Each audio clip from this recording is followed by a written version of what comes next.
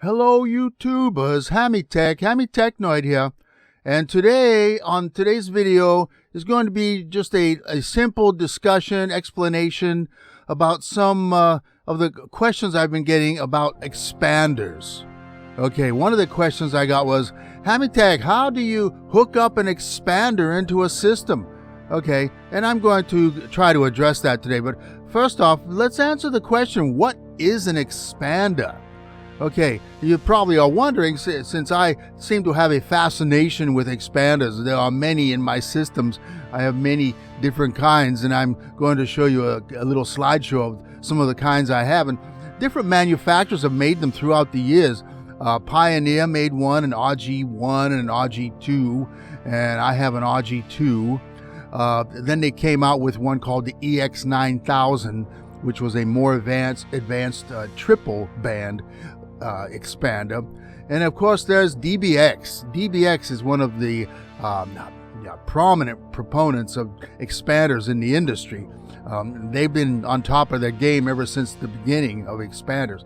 So what is an expander? Well, simply put, it's a device, an audio device. It takes a musical signal and it makes it louder in the louder parts and softer or quieter in the quieter parts. Okay, and there are essentially three kinds of different expanders. There's linear, which work on the entire signal equally, okay?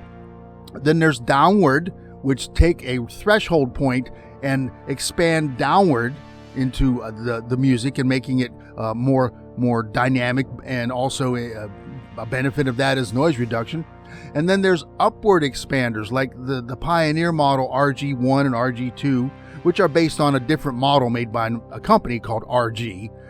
And essentially when you crank up their expansion, they get louder. So I would say that those are probably upward expansion models. But with the models that I have the RG2, I have the Pioneer EX9000, I have the DBX 118, I have a DBX 3BX DS, I have a DBX 4BX, and I have a DBX 5BX DS. And these are all very good models, and they all work in their own respective ways. The main benefit of expanding your music is to get the thump back in the bass, to get the hit back in the drums, to get that thwack, and the tsh of the cymbal as it's being hit. All that adds to the musical experience. And sure, it wasn't recorded that way on the tape that you have, or say the record you have, the LP, but it was the way it sounds on the record was not the way it was sounding in the recording studio when they recorded it. The drums were much louder, the guitars were much louder. What they did to get it all that sound down into that little groove on the record or that little track on the tape was they compressed it, and that is the opposite of expansion. And compression can really drain the life out of a sound. It can make the drums sound just totally flat. The bass has no boom, boom, boom, boom, boom, boom. It's all one level, okay? And it's easy to record that way because it keeps everything the same level and the volume doesn't change much, and you can play it on the radio and the radio doesn't fade in and out, with the volumes, because it's all compressed and the records are compressed. So the expander takes that compressed music and brings it back up to its more lifelike, realistic sounding. Okay, so that's why expanders, that's why I love them, and that's why I say get one and hook it up.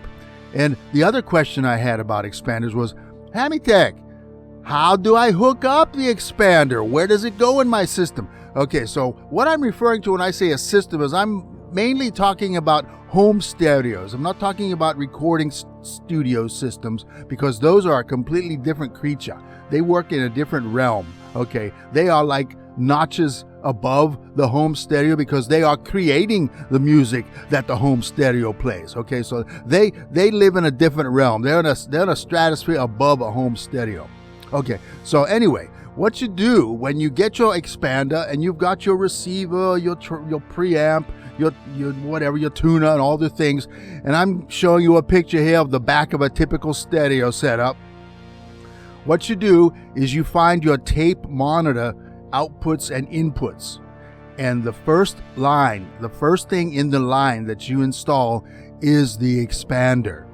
You put it first. So of all the signals that get out of the tape monitor, they go into the expander first. So nothing is making it degrading it. Nothing is degrading the signal. Nothing is adding to it. There's no bass boost, no treble boost. There's no equalization taking place. It's just the raw signal coming out of the tape monitor output. Okay, so then after the equalizer, you can go to other things then. You can go to an EQ, you can go to a bass enhancer, you can do other things with that, and of course you can hook up your tape recorder to record the expanded effect as well.